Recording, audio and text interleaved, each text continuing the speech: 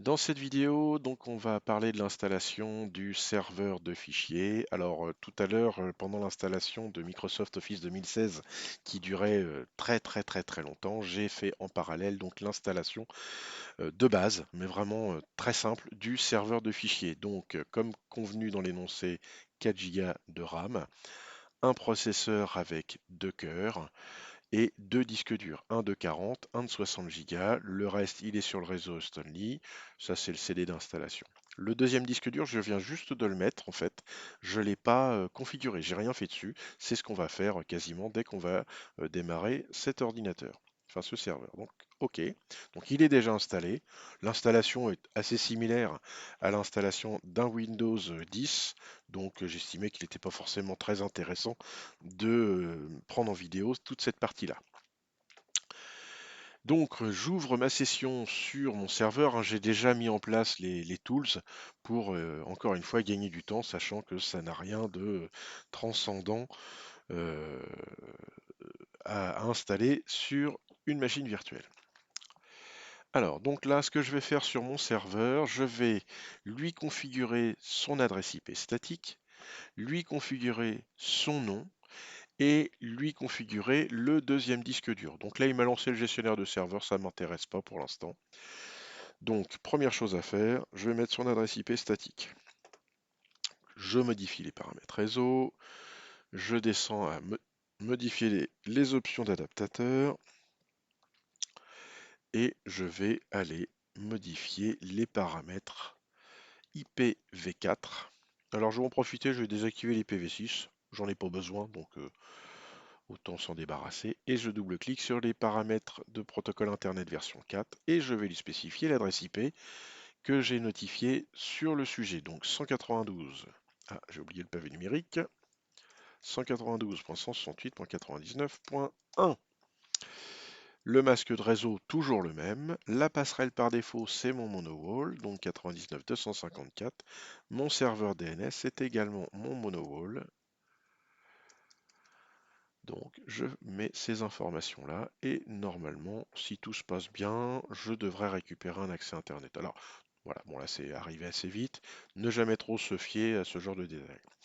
Petite précision que je n'ai pas donnée, j'ai installé un Windows Server 2019 parce que j'avais pas sous la main de 2016. Ça ne posera normalement quasiment aucune différence avec un 2016. Visuellement et par rapport aux actions qu'on va faire pour les exercices, ça ne devrait rien changer. Alors maintenant, je veux renommer mon serveur, donc clic droit, système, comme je l'ai fait tout à l'heure dans la vidéo précédente pour Windows 10. Comme tout à l'heure, je me mets en plein écran, et là, il n'y a pas besoin, c'est vrai qu'on a un bouton directement ici. Donc je vais faire renommer ce PC. Donc pour l'instant, comme mon Windows 10 tout à l'heure, il a un nom vraiment tordu, et moi je veux qu'il s'appelle SRV, pardon, Files. Donc je lui mets le nom SRV Files. Alors, je pourrais redémarrer maintenant, mais je vais en profiter avant toute chose. Je vais m'occuper, hein, je peux fermer cette fenêtre-là, non même pas. Je vais m'occuper de ma gestion de disque, puisque tout à l'heure j'ai ajouté le deuxième disque de 60 Go. Donc, clic droit sur le menu démarrer et gestion du disque. Voilà, en fait, dès que je lance le gestionnaire de disque, il voit bien qu'il y a un nouveau disque dur qui a été installé dans ma machine. Donc c'est le disque 1, puisque mon disque 0, c'est mon disque de 40 Go. Et je vais faire OK. Il est arrivé ici, donc je vais faire un clic droit, nouveau volume simple, suivant, suivant, suivant. Ici, je vais l'appeler, je vais mettre le volume data, puisque ce sera essentiellement des données. Suivant, terminé. Voilà. Au moins, comme on dit, ça c'est fait. Donc, je redémarre. Là, on s'en fiche. Pas de message. Alors, mon serveur est désormais opérationnel tant sur le réseau, les tools, etc. Maintenant, il va falloir que je crée donc un dossier alpha sur le second disque dur qui devra être partagé pour Renzo, Manon et Tech. Ils peuvent y lire, y créer et modifier les documents qu'ils le veulent dans ce dossier alpha. Alors déjà, première chose à faire, c'est que sur mon serveur, il va falloir que je crée mes utilisateurs. Donc je vais aller dans gestion de l'ordinateur et je vais créer mes utilisateurs, à savoir donc Enzo, TSSR 76 étoiles, donc à l'identique par rapport à mes clients. C'est pour simplifier la connexion et la gestion des mots de passe. 16 étoiles. Hop, créer, et je vais créer tech. TSSR 76 étoiles, TSSR 76 étoiles. Tac, créer. Voilà, mes 3 utilisateurs sont créés. Je ferme, je vais lancer mon explorateur de fichiers, je vais aller sur mon lecteur E qui pour l'instant est vierge de toute donnée. Donc ici, je vais créer un dossier que je vais appeler alpha comme demandé dans le sujet. Ce dossier, dans un premier temps, je vais le partager pour tout le monde, mais en lecture modification. Ça, faut pas l'oublier parce que sinon, quoi qu'on fasse sur la partie sécurité qu'on va faire après, ce sera bridé entre guillemets parce qu'on aura mis là. J'applique et je valide mes paramètres.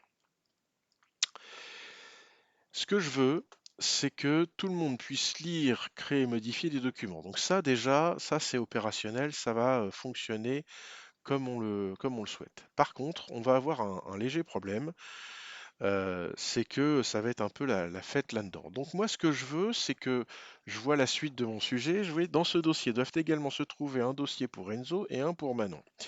Chaque dossier doit être personnel et confidentiel. Ça veut dire que Manon ne pourra pas accéder au dossier d'Enzo et inversement. De plus, seul Enzo peut voir son dossier et seul Manon peut voir son dossier. Ça, on verra après. Chacun de ces dossiers doit être protégé contre toute suppression accidentelle, mais pour autant, Enzo et Manon doivent pouvoir respectivement y lire, créer et modifier les documents et dossiers qu'ils le souhaitent. Donc, déjà dans un premier temps, je vais aller dans Propriétés, Sécurité, et je vois que par défaut, j'ai tous les utilisateurs qui peuvent faire un peu tout ce qu'ils veulent là-dedans. Ça, je vais le modifier, déjà. Et je vais de toute manière désactiver l'héritage pour commencer. Ici, ça, je vais l'enlever. Spécial, je l'enlève.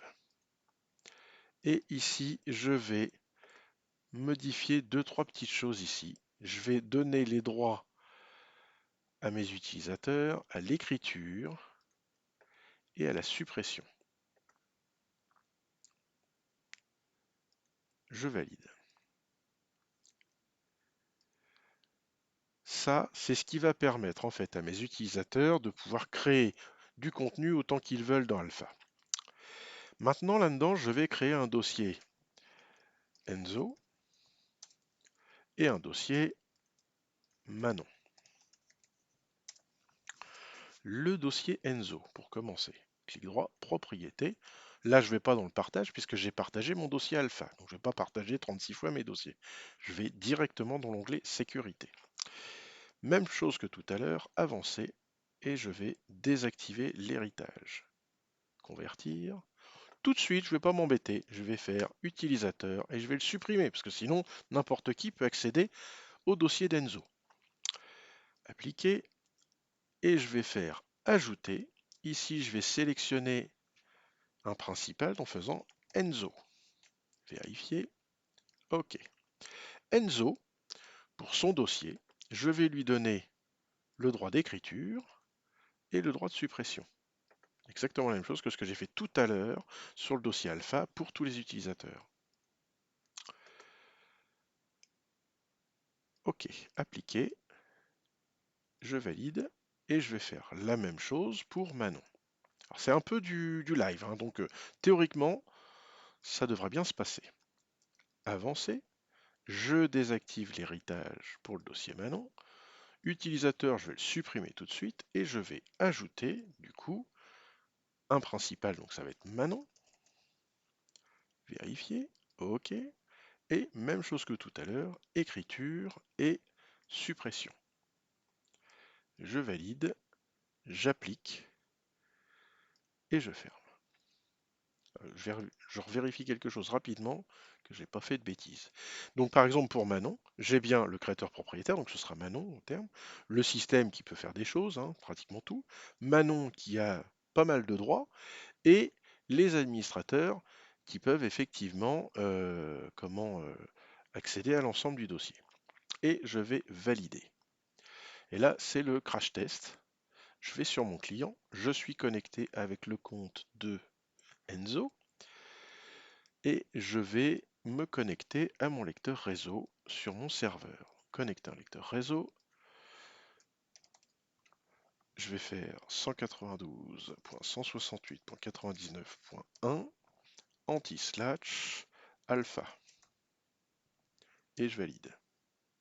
Bon, déjà la bonne nouvelle, c'est que le dossier s'est bien créé. Alors, je suis connecté sur Alpha. Je vois bien Enzo et Manon. Première chose à tester, je suis connecté avec le compte d'Enzo. Est-ce que je peux aller dans le dossier Enzo? Oui. Est-ce que je peux y créer un dossier? Oui, c'est plutôt bon signe. Est-ce que je peux y créer un document? Oui. Est-ce que je peux supprimer ce que je viens de créer? Oui, tout va bien. Pour Manon, est-ce que je peux aller dans le dossier Manon? Déjà, ça c'est bon signe, je ne peux pas aller dans le dossier Manon. Est-ce que je peux créer un dossier ici? Je peux créer un dossier. Est-ce que je peux le supprimer? Oui. Est-ce que je peux renommer mon dossier? Ça, par contre, ça peut être un peu plus délicat. On va voir. Ah, ça marche, malheureusement. Donc, il va falloir affiner un petit peu, puisque idéalement, il faudrait que nos utilisateurs ne puissent pas renommer leur propre dossier. Je vais vérifier autre chose. Donc, dossier, nouveau, pas raccourci. Je voulais un nouveau document texte fait par Enzo. Je vais maintenant me connecter avec le compte de Manon. Allô, allô, ça a du mal. Voilà.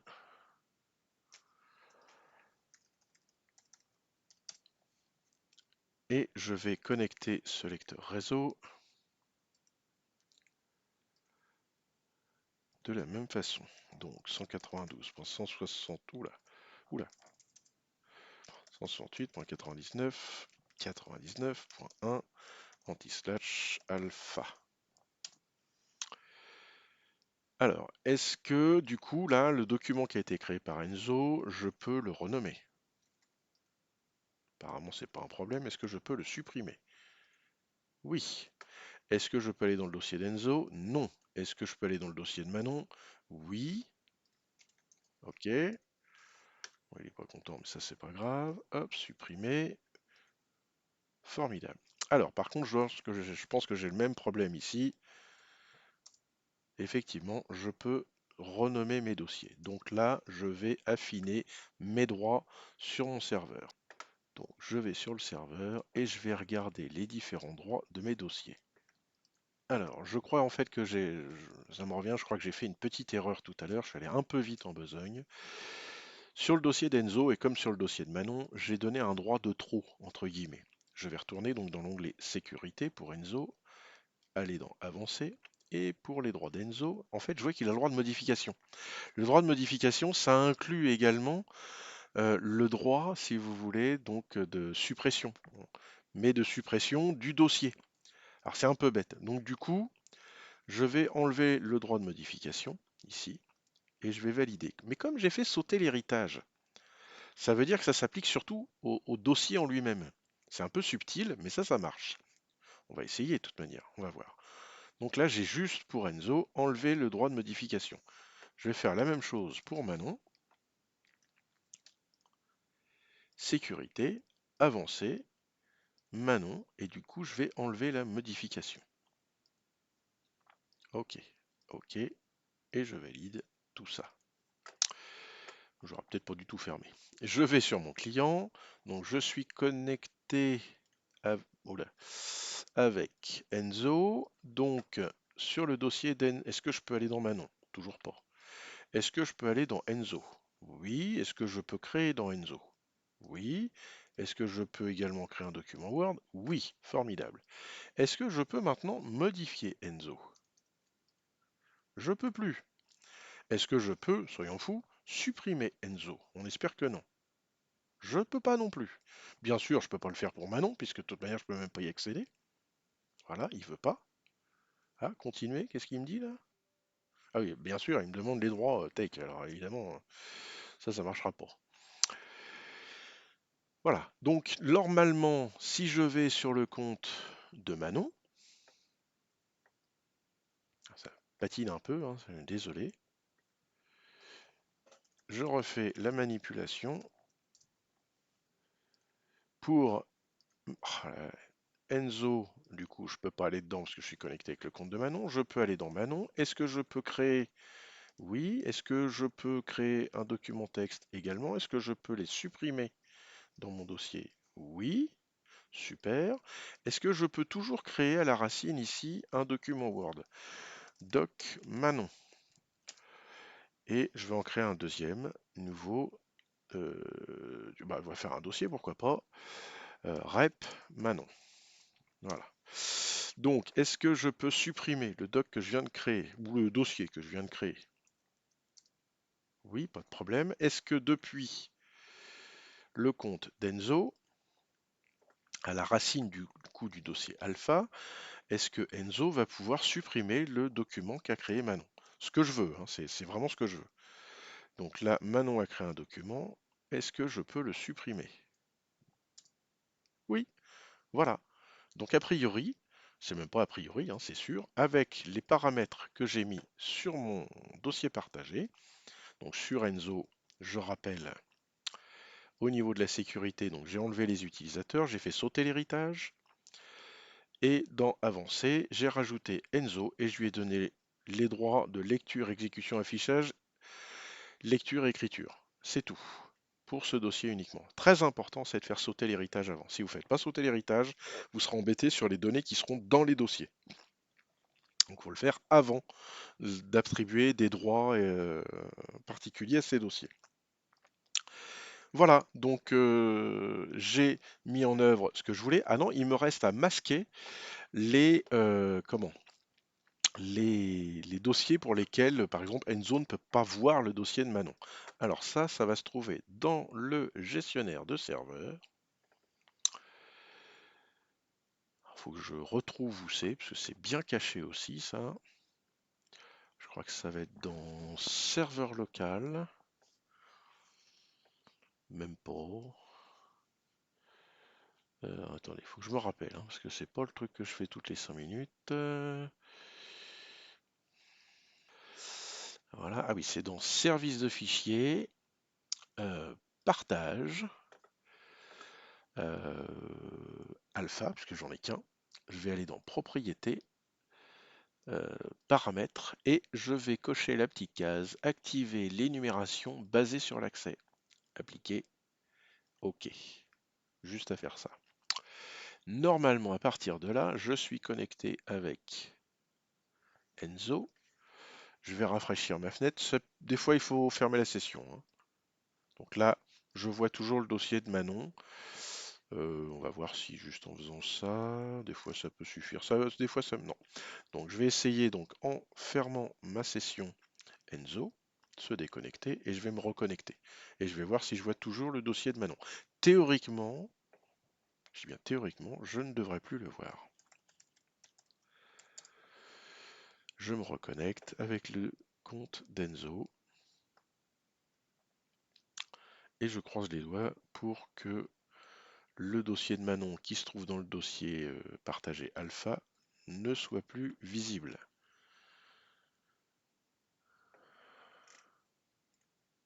Voilà. Maintenant, le dossier de Manon n'est carrément plus visible, comme ça il n'y a pas de risque que Enzo aille le supprimer, sachant qu'il ne le voit même plus. Donc si je me reconnecte avec le compte de Manon. Alors Manon, j'ai pas fermé la session ni rouvert, donc elle pour l'instant, il est fort probable qu'elle voit encore les deux dossiers, on va le savoir tout de suite.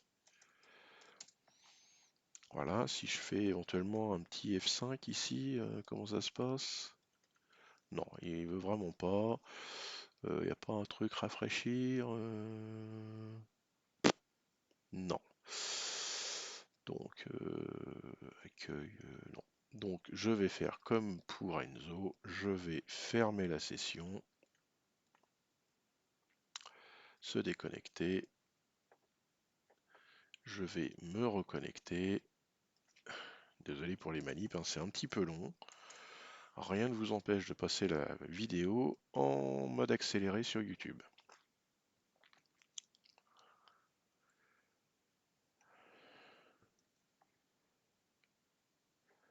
Voilà, donc je relance l'explorateur de fichiers, je retourne sur Alpha et je ne vois que Manon, je ne vois plus le dossier. Je pense que ce coup-ci, j'ai bien répondu à l'ensemble de la demande de l'énoncé. La prochaine vidéo montrera l'installation du serveur GLPI.